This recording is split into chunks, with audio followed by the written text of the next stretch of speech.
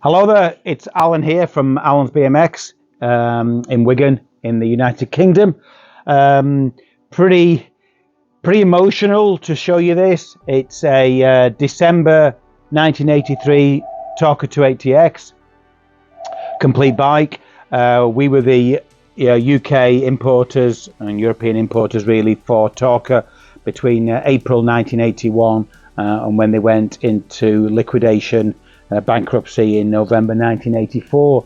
So yeah, this was a really important model in the lineup, and there's a little bit to tell you about it. The bike was originally purchased from us at our Hindley, Wigan store, about 3 or 4 miles away from where I'm stood today, and yeah, it was a really important bike. So Torker, as you might know, based in Fullerton, Southern California, founded by the Johnson family, and they were making what was really kind of racing BMX frame and forks predominantly. Now, when we went out in April 1981, Chuck Robinson took us around. You probably heard this story before. Took us around to a lot of different brands, Premier helmets and Vans and Amy grips and other places, and we were racing, 7 times a week, twice on a Saturday, twice on a Sunday, all through the week. Ascot, Devonshire Downs, you name it.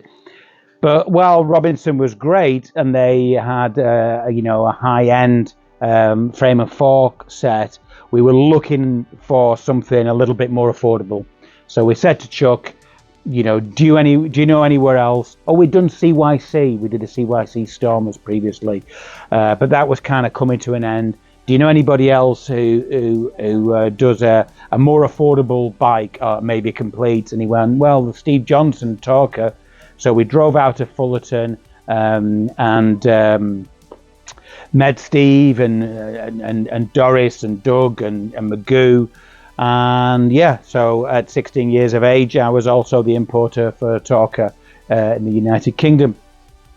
So as I said, that was frame and forks. So at that point, we had the LP and the LPX frames, which were this frame basically, but with the round head tube gusset. So those frames were made in California. And I think we maybe had the Jason Jensen replica as well, the EK, which Torker have just recently sort of reissued. We never had, but we did have the Jason Jensen, and we had the 26-inch frame and forks as well. So that's what we had initially. So that was all well and good, but we still didn't really have a mass market complete bike. Torker did do prior to this a Torque Flight and a Max Flight. The Torque Flight came with a one-piece chromoly crank, and the Max Flight was a little bit higher end with the Ultra 6 Torker stem and 3-piece aluminium cranks. But they weren't really volume. But basically, and I believe this was part of, they were getting the components from Howie Cohen at Everything Bicycles, aka Kuwahara, and they were just assembling them in the Fullerton facility. But we never sold many complete bikes, and obviously the cost wasn't really competitive. Anyway, then Diamondback came out with the Silver Streak, which on the back of the Mongoose complete bikes gave people a good brand with dialed geometry, but an affordable price. So once the Silver Streak came out, which is a direct competitor to what Torker were doing, Torker were like, man, what are we going to do? So Steve went to Japan, met up with this company called Mori, M-O-R-I, Bicycle Co., and they provided the components. So we were buying them all from the Far East rather than buying them from a distributor in the US and then trying to resell them. So yeah, that was all good. So Steve sent us a fax, which is how we communicated in them days before email, and said, hey, listen, we're doing these complete bikes. Frame and forks will come from us here in Fullerton, but you'll buy the components in a box from Japan, which is what we did. So they had the frame and forks there, and they would send those. So we'd order, I don't know, 50 of the parts kits, and we'd order 50 frames, and they would come from California, and then we would ship them out to dealers, so the dealer would get, and obviously they weren't assembled, they were like components in a box, everything apart from the frame of fork, and then the frame of fork came separately, and we just, I guess we just taped those together and shipped them out. Anyway, they were an enormous success. We just couldn't get enough of them, and we still sold them as a frame and fork. So if we go back to 1980 to 1983, you could have bought this as a frame and fork. It was called an LP, which stood for low profile, because to distinguish it, because the early big frames had a much taller seat tube. So these were LP, and then we had the LPX. The LPX was about 3/4 of an inch longer in the top tube, so very little in it. And then for the complete bike designation, they were called 280, and what we have here, 280X. So the idea was, 280, slightly shorter rider. 280X was kind of the, I guess, pro size, what you call it, a pro. So I guess maybe they were like Pro and Pro XL is what you would have called them back in the day. However, and we didn't really see this, but the consumer did, and the dealers got demand. People wanted the 280X, like, rather than the 280. It was like the one better than the 280, even though it was only the top tube. So we got smaller kids still wanting the 280X because it sounded like it was the better one. And we probably sold 3-to-1 or maybe 4-to-1 ratio of 280X to 280. So here in the UK, at least, if you are looking up to find one of these, the 280 probably is the rarer variant of the two. And then just going back to the gusset, originally the LP and the LPX frames had a round hole here in the gusset, but they used to crack across here. So there's probably not many frames that haven't had a crack there.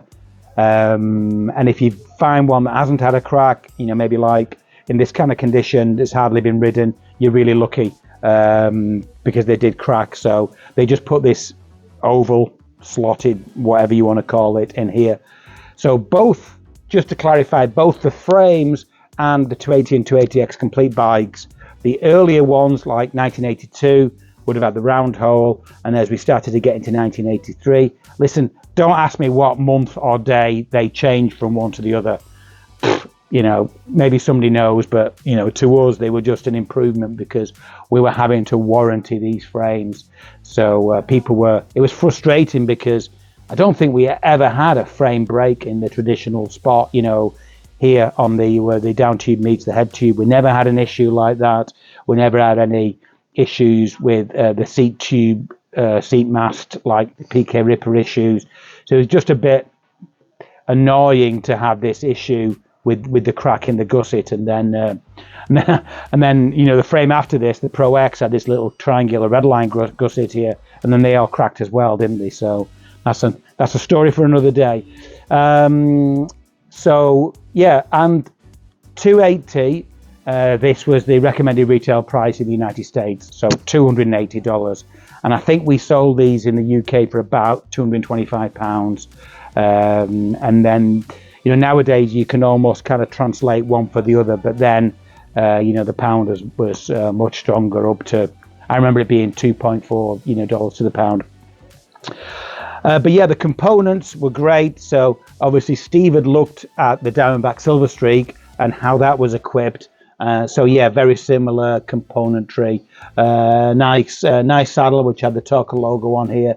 You'll just be able to see it. It's rubbed off slightly. A lot of SR components, which were standard for back in the day, and of course were used on the Silver Streak, and then the Viper after that. So yeah, SR pedals, the chainring and spider setup. One thing was quite nice. Steve chose these cadmium-plated 7X rims, because at the time there was either the anodized colours like anodized silver or chrome plating. And chrome plating then, as now, has a lot of issues with separating from the aluminium. So he specced this cadmium, which is like a shinier than the silver, It's a really nice finish, and it's quite cool. They came with these little Torker stickers on them, which was quite neat, and alloy nipples as well, which was quite cool.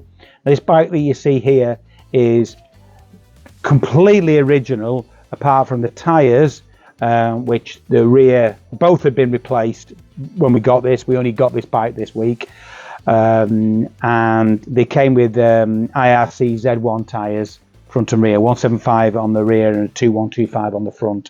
But the front tyre was really, really wide, and we did send one to for test with the UK BMX Action magazine.